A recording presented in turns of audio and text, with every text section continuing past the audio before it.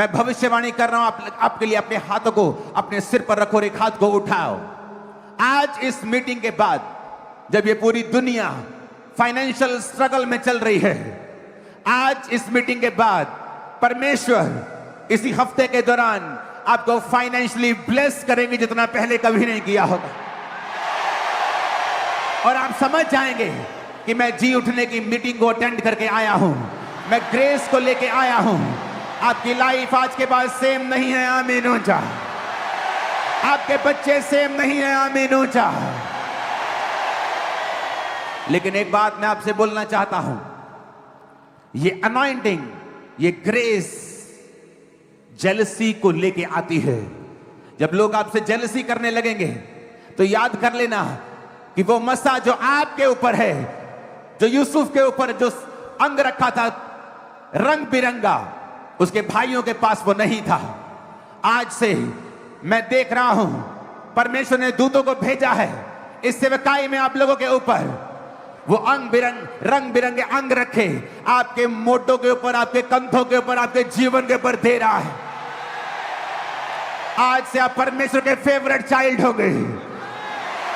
आप बड़े बड़े कार्य करेंगे यीशु मसीह के सामर्थ्य नाम में, आमीन ऊंचा। आशीष हमारी।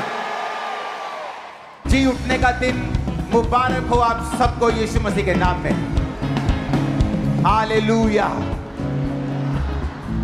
बाइबल कहती है यहोवा का आनंद मेरा दृढ़ गढ़ है। वचन कहता है जब सुलेमान के पास ताकत थी तो उसने अपने नगरों को दृढ़ किया, स्ट्रॉन्ग किया। गढ़ वो होता है जहां कोई अटैक नहीं कर सकता, वो इतना मजबूत होता है। जहां बड़े बड़े देश भी जाने से घबराते हैं, जब वो गढ़ बन जाते हैं। तो वचन कहता है सुलेमान ने उन जगहों को दृढ़ किया जब उसके हाथ में पावर थी और पैसा और बुद्धि थी। और उसी गढ़ की परमेश्वर बात कर रहे हैं कि जब तुम यहोवा का आनंद मनाओगे तो वो तुम्हारा दृढ़ गढ़ है। कोई शैतान उसमें आ नहीं पाएगा, कोई अटैक उसमें हो नहीं पाएगा। और शैतान जब भी तुम पर अटैक करने की कोशिश करेगा और वो 10 गुना और 7 गुना शर्मिंदा होकर वहां से वापस चला जाएगा। और आप देखोगे इसी आनंद के ऊपर शैतान अटैक करने की कोशिश करता है। कुछ आएंगे और कहेंगे 25 दिसंबर नहीं मनाना चाहिए, क्योंकि प्रूफ नहीं है कि वो 25 को जन्मे थे। और दूसरों को 25 दिसंबर मनाने से रोककर, या तुम बता दो फिर किस डेट को मनाना चाहिए, हम उस डेट पे मना लेंगे, क्योंकि वो जन्मा तो था, वो जन्मा तो था। कुछ कहेंगे ईस्टर नहीं मनाना चाहिए, हमें गुड फ्राइडे, हमें ये नहीं मनाना चाहिए, पाम नहीं मनाना चाहिए, क्योंकि तुम शैतान से हो और वो चाहता है कि कलीसिया को ऐसी नीरस बातें करके क्रिश्चियनिटी को बोर और क्रिश्चियनिटी को नीरस और बिना आनंद के दिखाया जाए। क्योंकि शैतान जानता है यहोवा का आनंद इसका दृढ़ गढ़ है। अगर गढ़ बन गया तो मैं जा नहीं पाऊंगा, अगर गढ़ बन गया तो घुसूंगा कैसे, अगर गढ़ बन गया तो करूंगा कैसे, अपने काम कैसे करूंगा। और धीरे धीरे वो लोगों के आनंद को खराब करने की कोशिश करते हैं। और अगर आप उनके घरों में देखें, ऐसे लोगों की जिंदगियों में देखें, तो उनकी जिंदगियों में वाकई शैतान ने इस ऐसे काम किए हुए हैं कि उनकी लाइफ में परमेश्वर का कोई आनंद नहीं है। वो जिस जगह हाथ डालते हैं वो फेल हो जाते हैं। क्यों? क्योंकि परमेश्वर की आत्मा के चलाए अगर आप चलेंगे तो ये निशानी होगी, आप जिस काम में हाथ डालेंगे वो फलवंत होगा, उदय होगा, ब्लेस्ड होगा, आगे जाएगा। मैं लोगों को बोलता हूं आप मुझे अमेरिका में छोड़ दो, थोड़े ही महीनों के बाद वहां की चर्च सबसे बड़ी चर्च बन जाएगी। क्यों? आप मुझे कनाडा में छोड़ दो, आप मुझे इटली में छोड़ दो, मैं जाने वाला कहीं नहीं हूं। मैं आपको एग्जांपल दे रहा हूं क्योंकि मुझे मालूम है। क्योंकि जब आप एक पवित्र आत्मा से भरे हुए, आनंद से भरे व्यक्ति को मैनेजमेंट में छोड़ दो, वो वहां रिजल्ट देगा। उसको पुलपट पे ले आओ, वो वहां रिजल्ट देगा। उसको प्ले करने भेज दो, वो वहां रिजल्ट देगा, क्योंकि ये निशानी है कि परमेश्वर का आत्मा इसके अंदर है। यूसुफ को जहां भी रखते थे यूसुफ कामयाब होता था। जब मैं अपने पास्टर का ड्राइवर था, मैं कामयाब ड्राइवर था, मेरी ड्राइविंग की प्रशंसा होती थी। जब मैं अपने पास्टर का क्वायर में एक बच्चा था तो मेरे गाने की प्रशंसा होती थी। जब कोई काम में करता था तो प्रशंसा होती थी, सफाई करता था तो सफाई अच्छी से करता था, क्योंकि जब आप पवित्र आत्मा आपके अंदर है तो अब हर काम में एक्सीलेंस, वो रिजल्ट होगा। यहोवा का आनंद मेरा क्या है? दृढ़ गढ़ बोलो, दृढ़ गढ़, गढ़ है मेरा, बोलो क्या चीज? यहोवा का आनंद मेरा दृढ़ गढ़ है। हालेलुया। और शैतान आपके पास आएगा आपके आनंद को खत्म करने के लिए। ये कैसे करूं? लोगों को शर्म आनी चाहिए। क्रिश्चियनिटी के पास त्योहार ही कितने मनाते हैं हम, 3-4 दिन मनाते पूरे साल में, और उस पर भी शैतान अटैक करने की कोशिश करता है। इमेजिन करो अगर हम भी चेलों की शहीदी मनाने लगे। इंडिया में अगर आप बिहार चले जाओ तो उसे मिशनरी की कब्र कहा जाता है। इतने हजारों मिशनरीज ने अपनी जान दी है। अगर हम एक एक की शहीदी मनाने लगे तो लाखों शहीदियां, दिन खत्म हो जाएंगे। एक एक दिन में 1-1 लाख शहीदी मनानी पड़ेगी। लेकिन हमने चूज किया हम जीसस क्राइस्ट को ही सेलिब्रेट करेंगे।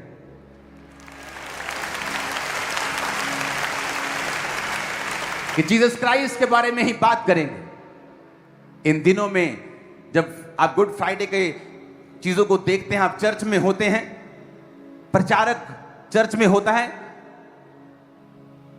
अपने आप को मुझे छोटा महसूस होता है जब उन चीजों को हम देखते हैं कि प्रचारक कौन है? कुछ भी नहीं। जो परमेश्वर ने कर दिया है वो कोई नहीं कर सकता।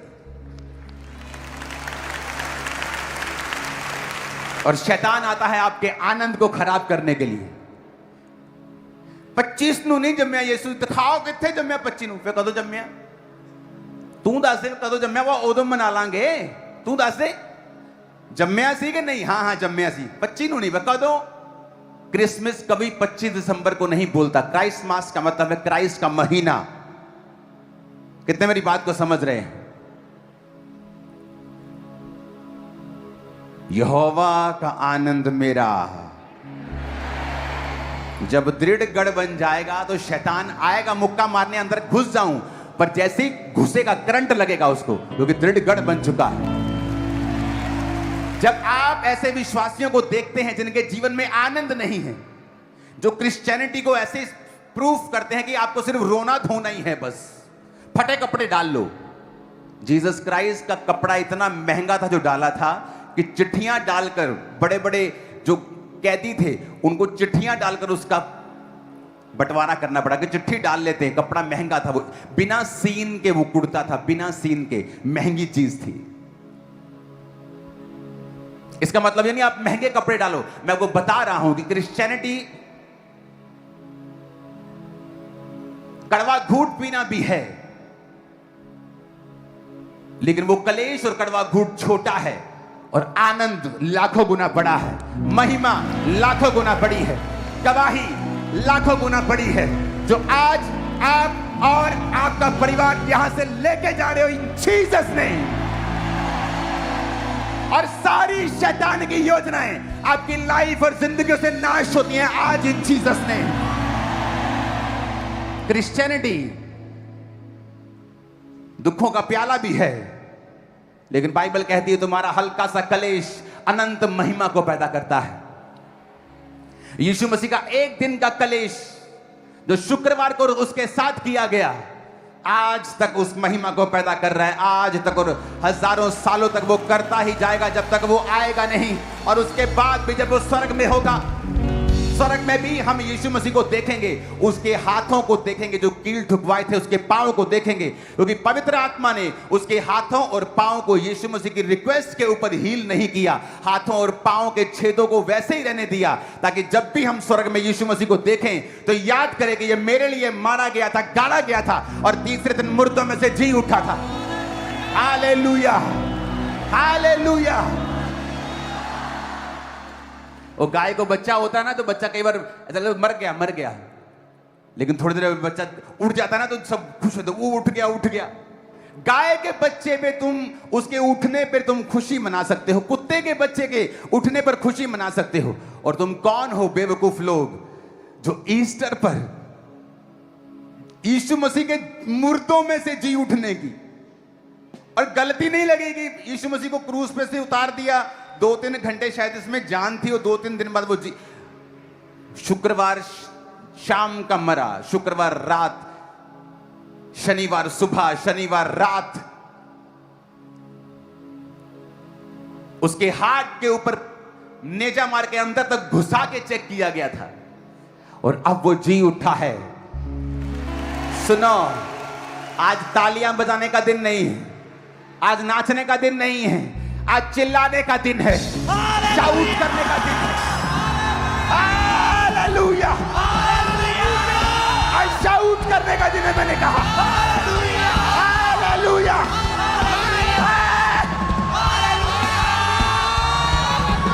यहोवा का आनंद मेरा दृढ़ गढ़ है।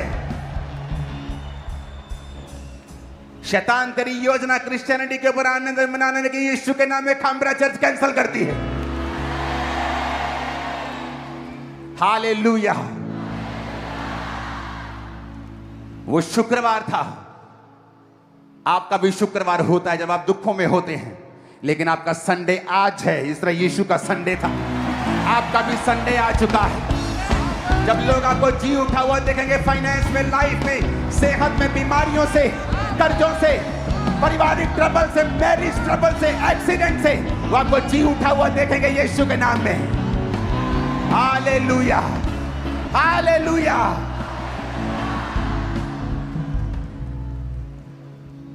यहोवा का आनंद मेरा।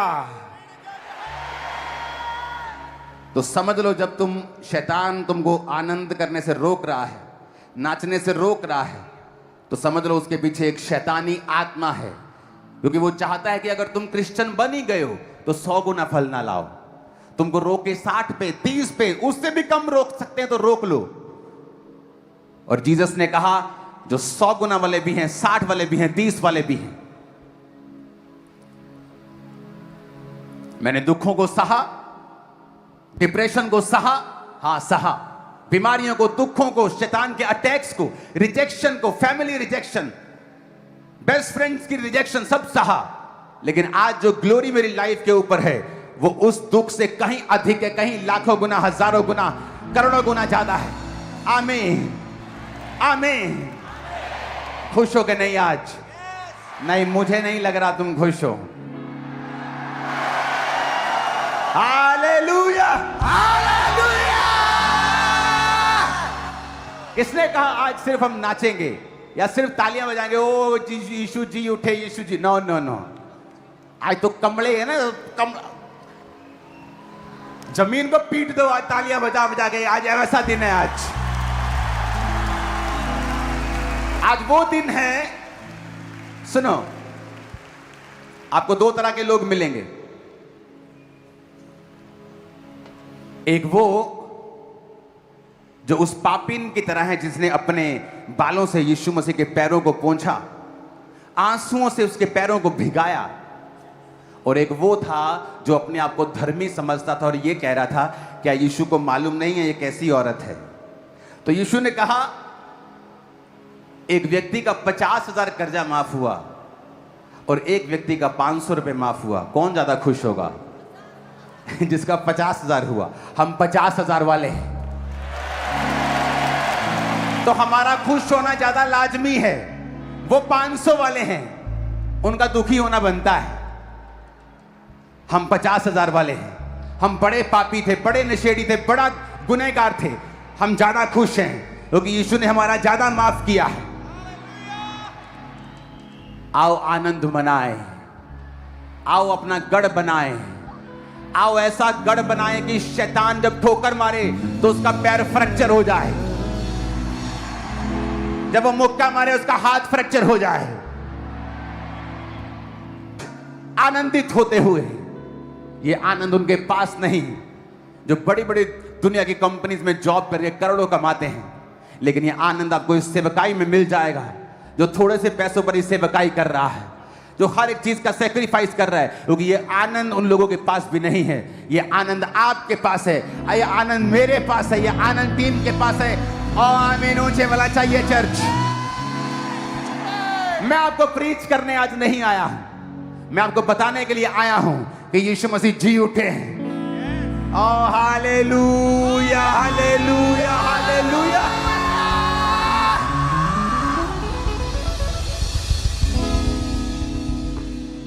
तैयार हो?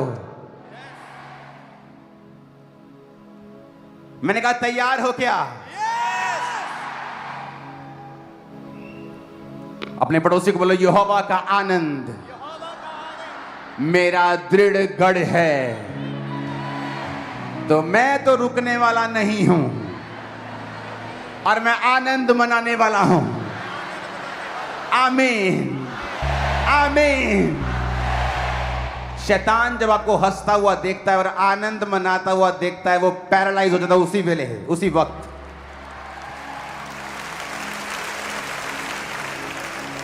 अपने पड़ोसी से पूछो, क्या तुम्हें यकीन है कि तुम स्वर्ग जा रहे हो? देखो, जो तो लोग उदास हैं उनको तो ऐसा लगता है कि उनको यकीन नहीं है कि पता नहीं रास्ते जी प्रभु ने ला देना गड्डी चो, कहना चल थले चल तू।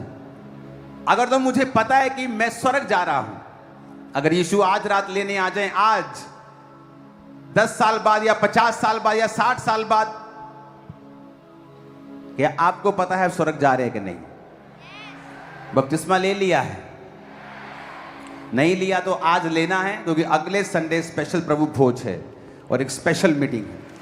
आज प्रभु भोज लेना है, आज बपतिस्मा लेना है ताकि प्रभु भोज आप ले सको। मैंने कहा, तुम्हें यकीन है तुम स्वर्ग जा रहे हो? मुझे कैसे मालूम तुम स्वर्ग जा रहे हो?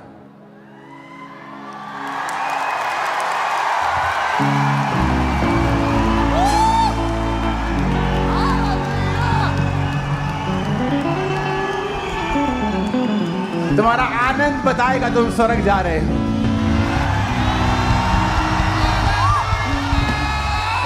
हालेलुया।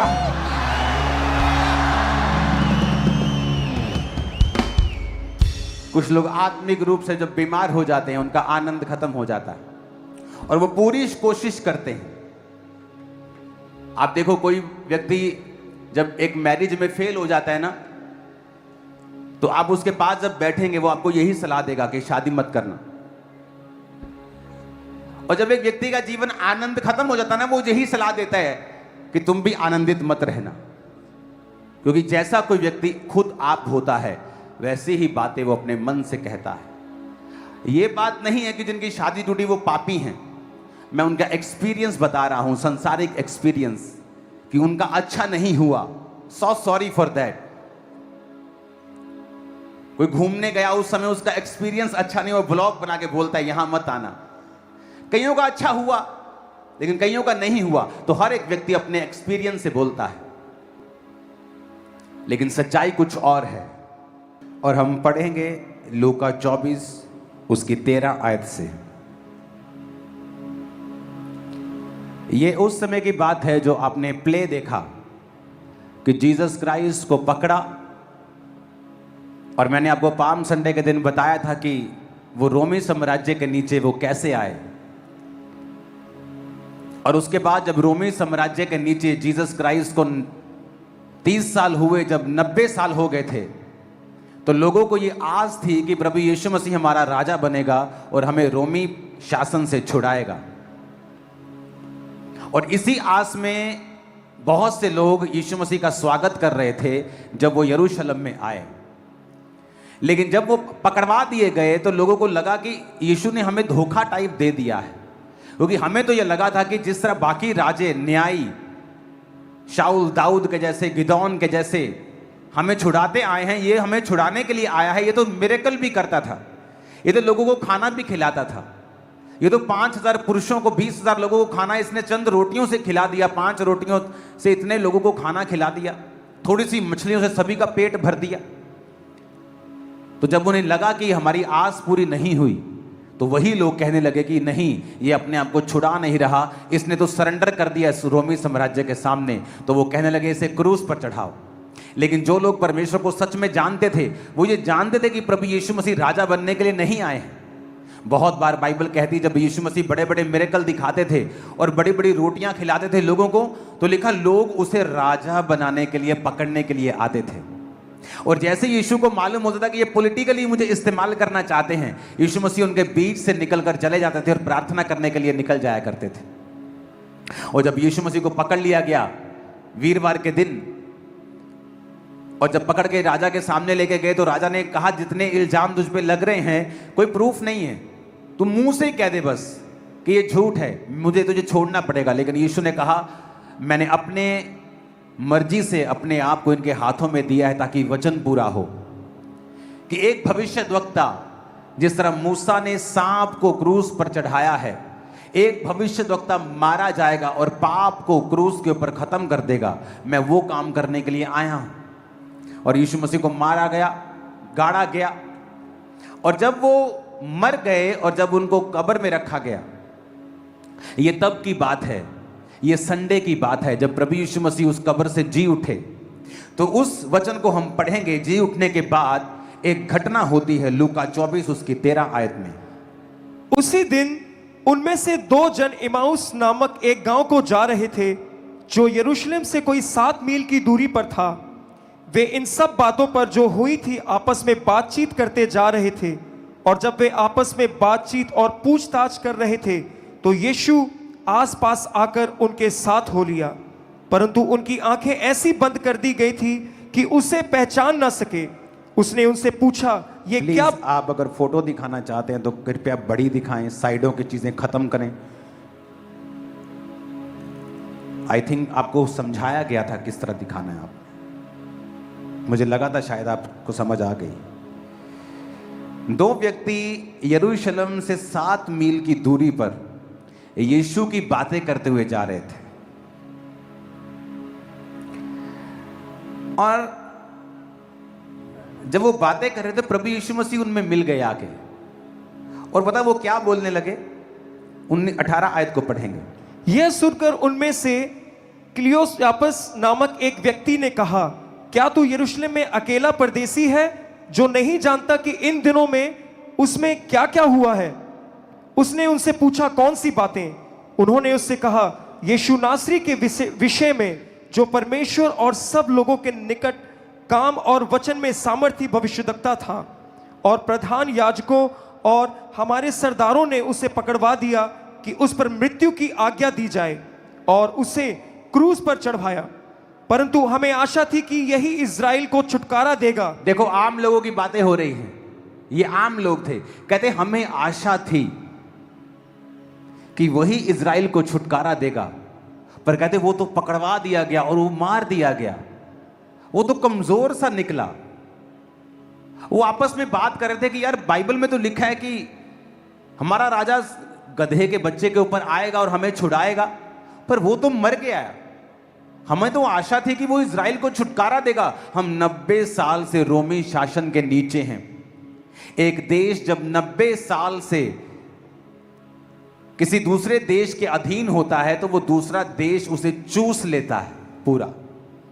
कहते भारत सोने की चिड़िया थी। वो 90 साल उस शासन में, रोमी शासन के नीचे लोगों को छुटकारे की आस थी, पर कहते इस घटना को अब बीते हुए ये 3रा दिन है। पर कहता हम में से कई स्त्रियों ने हमें हैरान कर दिया है कि वो भोर को कब्र पे गई थी। 23 आयत को पढ़ेंगे। और माइक थोड़ा अपना सीसी कम कर इसको। और जब उसका शव ना पाया तो यह कहती हुई आई कि हमने स्वर्गदूत का दर्शन पाया, जिन्होंने कहा कि यह जीवित है।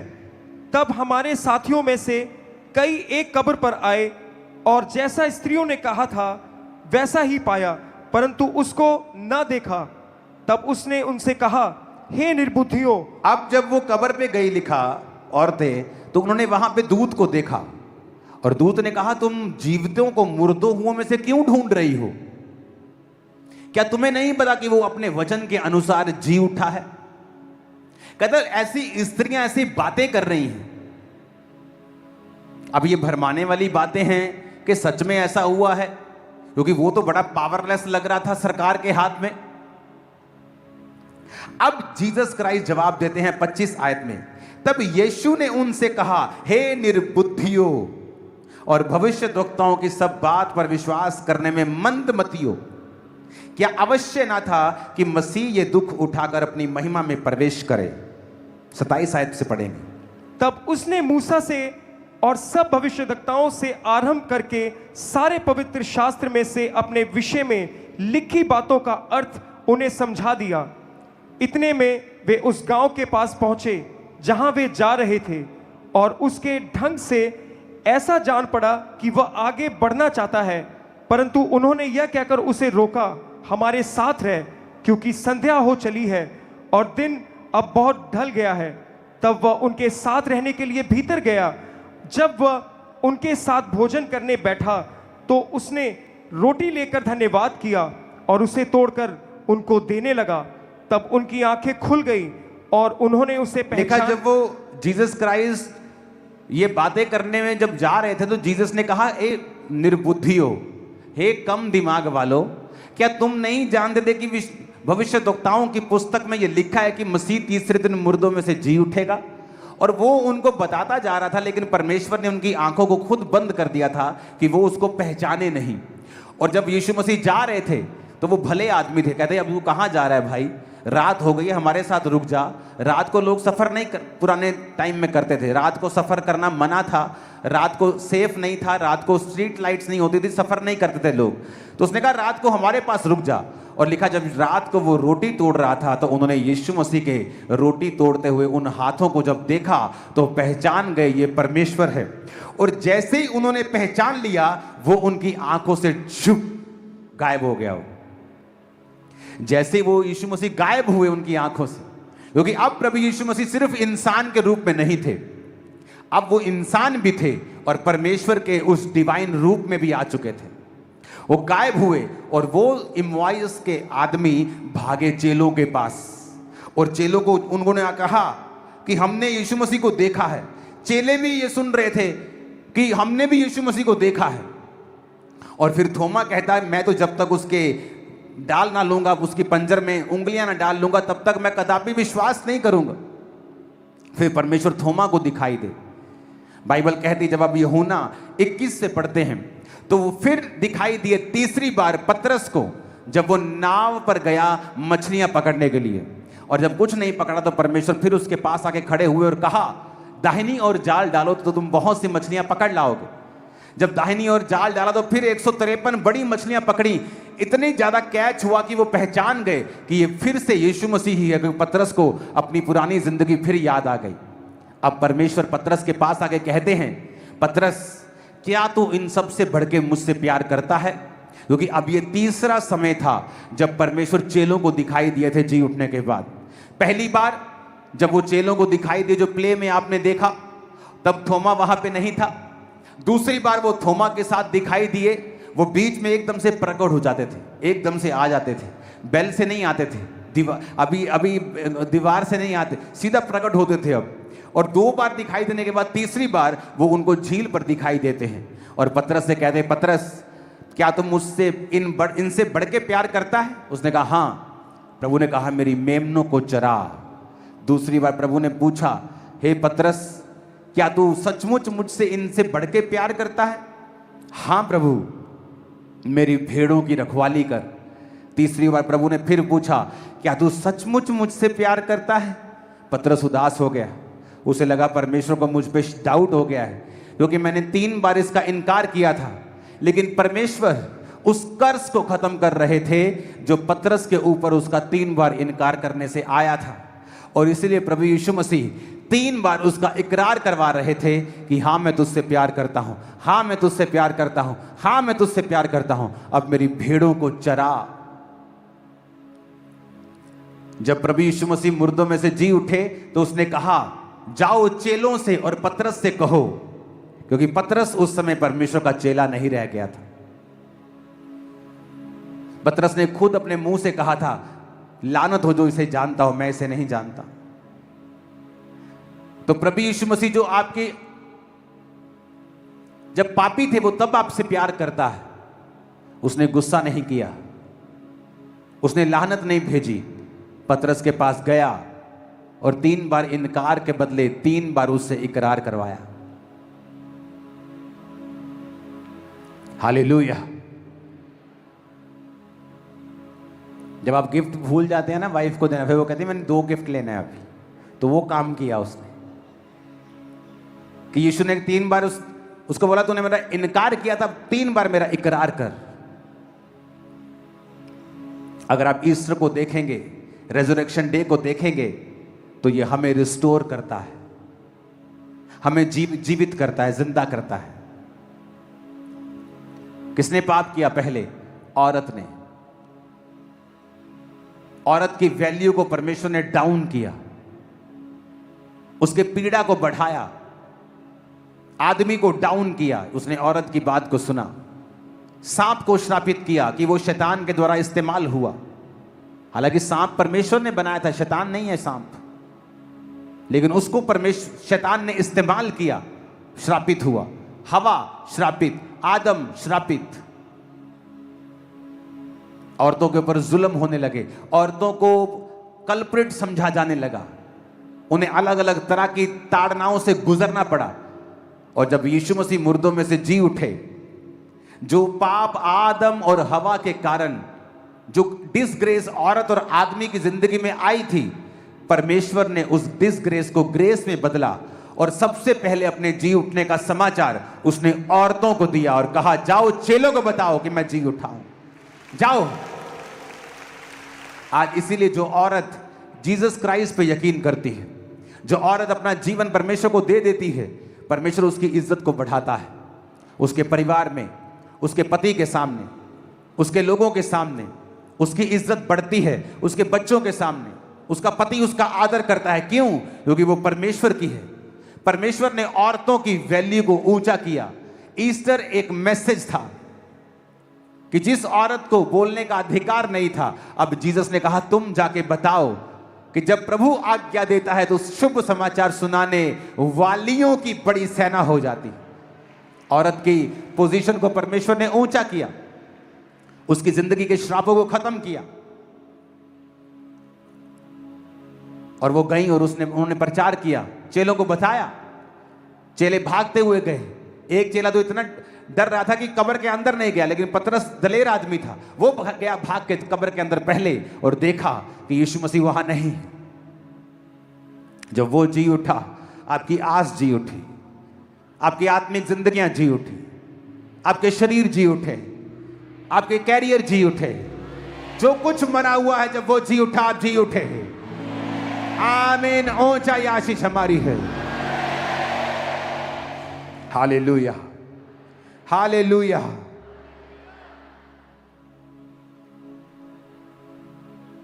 पुराने नियम से लेकर नए नियम तक हर जगह आपको मसीह का समाचार मिलता है। पिछले संडे मैंने बताया कि हर जगह आपको मसीह दिखेगा। बाइबल की पहली आयत से लेकर आखिरी आयत तक आपको मसीह दिखेगा। वचन कहता है इब्रानियों 11 उसकी 18-19 में, जिससे यह कहा गया था इसहाक से तेरा वंश कहलाएगा, वही अपने इकलौते को चढ़ाने लगा। उसने मान लिया कि परमेश्वर सामर्थी है कि उसे मरे हुओं में से जिलाए, कि उसे दृष्टांत की रीति पर फिर उसे वो मिला। जब अब्राहम को परमेश्वर ने कहा अपने बेटे को चढ़ा दे, कहता उसने कहा था इसहाक से तेरा वंश कहलाएगा, पर फिर भी मैं अपने इकलौते को चढ़ा रहा हूं, शायद ये मुर्दों में से जी उठेगा। ये एक प्रोफेसी थी कि चढ़ाएगा तो तू जरूर, पर तू अपने बेटे को नहीं चढ़ाएगा, मैं अपना बेटा दूंगा और वो जी उठेगा। इसलिए वो मेढ़ा कांटों में, झाड़ियों में फंसा हुआ मिला। और जीसस ने अपने आप को उसके साथ रखा है कि बाइबल का एक बिंदु भी, लोग कहते हैं बाइबल में गलतियां हैं, बाइबल में एक बिंदु तक की गलती नहीं है। एक अगर बाइबल में किसी जगह सेमीकोलन लगा है, उसके पीछे भी प्रचार है, उसके पीछे भी कारण है। फुल स्टॉप लगा है, उसके पीछे भी कारण है। Bible is the most perfect ग्रंथ, book in this world, most perfect. एक प्रचारक बता रहा था, उसने एक डायग्राम बनाया, मैं आपको वीडियो दिखाऊंगा क्योंकि अगले हफ्ते से मैं आपको मिशनरीज यात्राओं के ऊपर बताने वाला हूं और ये आपके लिए ऑसम समय होगा और प्रभु भोज होगा अगले हफ्ते से लगातार हम लेंगे और उसके बारे में मैं आपको बताने वाला हूं। तो हर जीवित आदमी, आपके घर का हर जीवित व्यक्ति अगले संडे चर्चिस में हो और प्रभु भोज को लो। और वहां में बताया कि शुरू से लेके उत्पत्ति से लेके प्रकाशित वाक्य तक हर आयत एक दूसरे को सपोर्ट करती है, जबकि उसके अलग अलग राइटर्स हैं। पवित्र आत्मा ने अलग अलग समयों के ऊपर बाइबल को लिखा है। कईयों को तो यह भी मालूम नहीं था कि पिछले राइटर ने क्या लिखा है, लेकिन जब आप बाइबल को जोड़ते हैं, आपको एक एक लाइन दूसरे के साथ मिलती हुई और अपने एक दूसरे को पूरा करती हुई आप पाते हैं। वचन में लिखा है कि परमेश्वर ने कहा जल एक जगह इकट्ठा हो जाए और सूखी भूमि दिखाई दे, तो पहाड़ और भूमि अलग हो गई। आज हजारों साल बाद वैज्ञानिक कह रहे हैं कि माउंट एवरेस्ट के ऊपर हमें समुद्र के जीवाश्म मिले हैं। कभी माउंट एवरेस्ट भी समुद्र के नीचे था। भाई तुम्हें अब मालूम हुआ है, बाइबल में हजारों साल पहले लिख दिया गया था। तब कोई साइंस नहीं थी, कोई वैज्ञानिक नहीं थे, पेन भी नहीं होते थे, पता नहीं कैसे लिखा होगा और लिख दिया गया। कलम से, किसी चीज से वो लिख दिया गया। जब यीशु मसीह जी उठे तो उन्होंने कहा वचन पूरा हुआ जो भविष्यद्वक्ताओं की पुस्तक में लिखा गया था। वो सारा वर्ड पूरा हुआ। जी उठने का वाक्य आप चारों सुसमाचार में पढ़ते हैं, मत्ती में भी पढ़ते हैं, मरकुस में पढ़ते हैं, लूका में पढ़ते हैं, यूहन्ना में पढ़ते हैं, और सब जगह आपको सारी चीज दिखाई नहीं देगी। कई हिस्सा आपको मत्ती में पढ़ने में मिलेगा, कोई हिस्सा आपको मरकुस पढ़ने में मिलेगा, और आपको मालूम होगा कि वाकई ही जो लिखने वाले थे ये पवित्र आत्मा के द्वारा ये सब चीजों को लिख रहे थे। वो लिखाने वाला पवित्र आत्मा था और परमेश्वर ने कहा था जब मैं जी उठूंगा तो भविष्यद्वक्ताओं की सब जो कथन थे वो पूरे होंगे। जब वो जी उठा, आप जी उठे। आज आप सब जी उठेंगे सब तरफ से। आमीन। ऊंचे वाला चाहिए चर्च। ये बातें करने वाला धार्मिकता नहीं है, रिलीजन नहीं है, ये फुलफिलमेंट का एक रिलीजन बोल सकते हो आप। फुलफिलमेंट जो हो चुकी है, जो वचन बोले गए थे उसे पूरा करने का ये टाइम था और पूरे होते हैं वो वचन। आज जो हो रहा है दुनिया में, इसके बारे में भी बोला गया है कि राज्य पे राज्य, देश पे देश, कौम पे कौम चढ़ाई करेगी, युद्ध करेंगे लोग, इकोनॉमीज का हाल बुरा होगा, अंत में कलेश के दिन आएंगे, महाकलेश के दिन आएंगे, चुनु हुओं के कारण वो घटाए जाएंगे। अब जब इतने वचन पूरे हो चुके हैं तो ये भी वचन पूरे हो जाएंगे। ऊंची आवाज में को हालेलुया।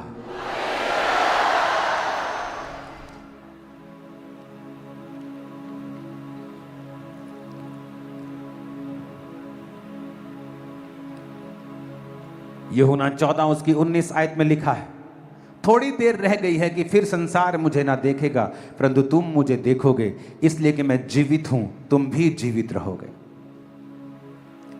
यीशु ने कहा तुम मुझे देख रहे हो, संसार मुझे नहीं देखेगा, परंतु तुम मुझे देखोगे, इसलिए कि मैं जीवित हूं, तुम भी जीवित रहोगे। तुम जीवित रहोगे सभी, तुम्हारी कोई चीज मरेगी नहीं कभी भी। जब रोज सुबह उठो तो परमेश्वर की रेजरेक्शन पावर को रिसीव करो। प्रभु तेरे जी उठने की सामर्थ्य को मैं रिसीव करता हूं। मैं चलता हूं तेरे जी उठने की सामर्थ्य में। बिजनेस पे जाने से पहले, जॉब पे जाने से पहले, पुलपिट पे आने से पहले, कि प्रभु तू जी उठा, तू जीवित है इसलिए मैं जीवित हूं। और देखो उसकी जी उठने की सामर्थ्य आपकी लाइफ में कैसे काम करती है। जिस आत्मा ने यीशु मसीह को मुर्दों में से जी उठाया, वो तुम्हारे मरे हुए शरीरों को क्यों ना उठाएगा। अगर तुमने पवित्र आत्मा पाया है, तुम्हारे बिजनेस को क्यों नहीं जी उठाएगा, सेवकाई को क्यों नहीं जी उठाएगा। आपके हाथों में पावर है। आपको रोग है, रोग वाली जगह पे हाथ रखो और कहो मैं उसके जी उठने की सामर्थ्य को रिलीज करता हूं, रिसीव करता हूं। और देखो वो बीमारी कहां जाती है। उस बीमारी को कहो मैं तुझे यीशु मसीह के नाम में डांटता हूं, उसकी जी उठने की सामर्थ्य से डांटता हूं। देखो वो जाती है, वो इन्फेक्शन खत्म होती है, वो रोग खत्म होते हैं, वो कलेश खत्म होता है। आमीन। ऊंचा चाहिए चर्च। हालेलुया।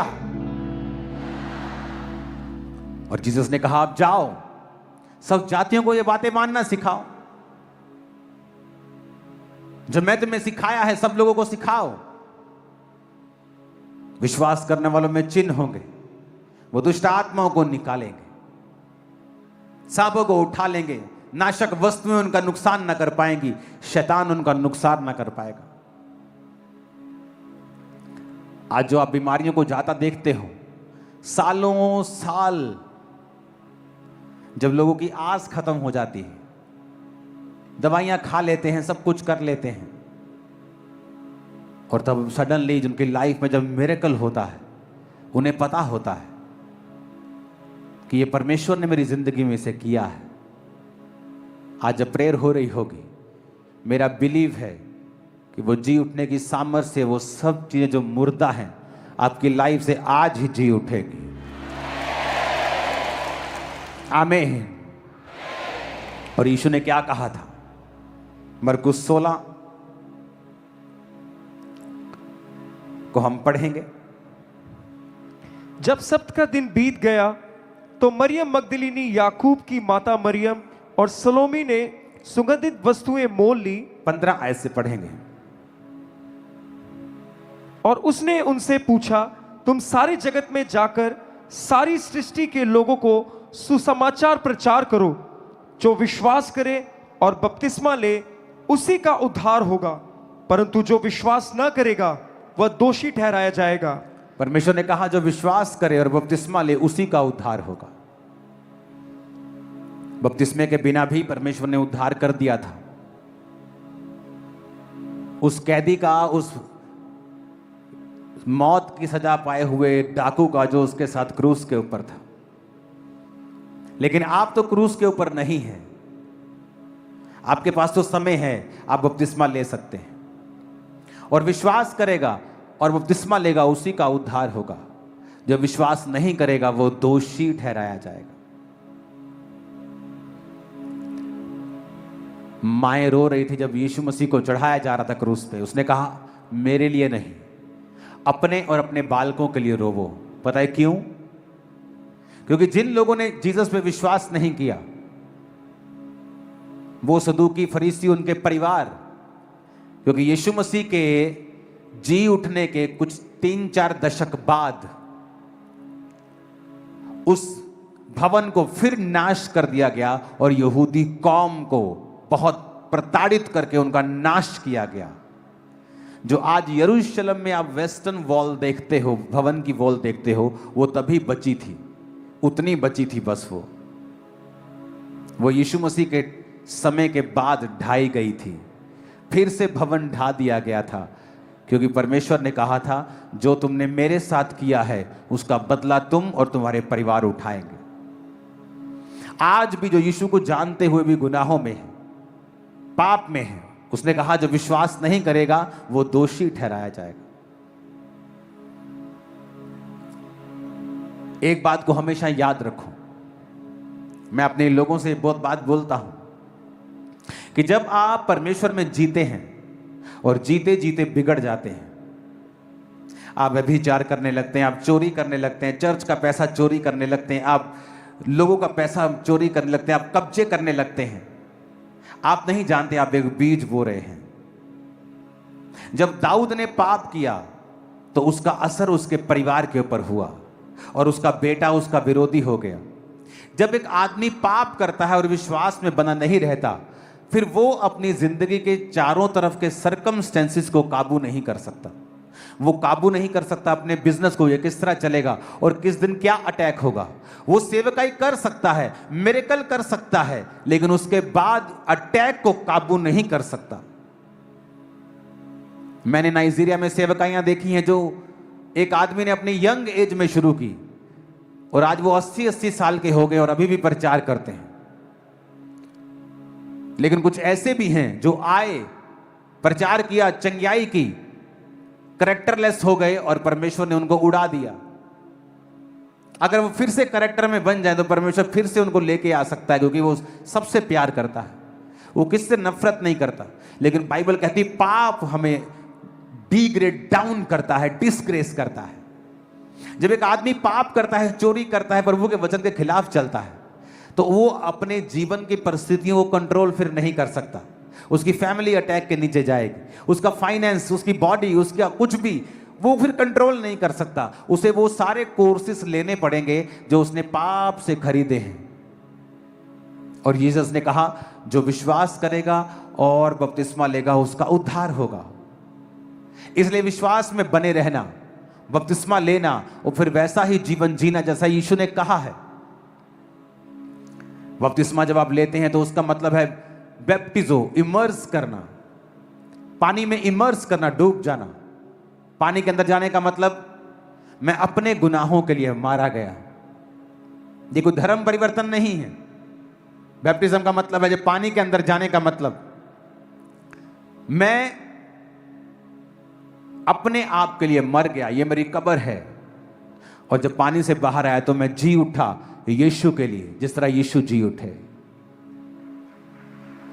और अब मेरा अगला जीवन यीशु के वचन के अनुसार होगा, ना कि जो मेरा शरीर चाहता है। जब शैतान आप पर अटैक नहीं कर पाता तो वो आपको पाप के लिए कंटिन्यू प्रेरित करता है, क्योंकि जब आप पाप करते हैं आपके आसपास हेज, बाड़ा बंधा नहीं रहता, वो एंटर करता है। आज ईस्टर के ऊपर नियम बना लें कि आप विश्वास में रहेंगे, बपतिस्मा लेंगे, और उद्धार का मतलब सिर्फ आत्मिक उद्धार नहीं है, यह नेशनल, फिजिकल, फाइनेंशियल, स्पिरिचुअल, हर तरह का उद्धार है जो आप और आपका पूरा परिवार देखेगा इन जीसस नेम। खुदावन इस वचन के जरिए आपको सदा के लिए आशीषित करे और आपकी जिंदगियां परमेश्वर में मजबूत हो जाएं। यीशु मसीह के नाम में हम मांगते हैं।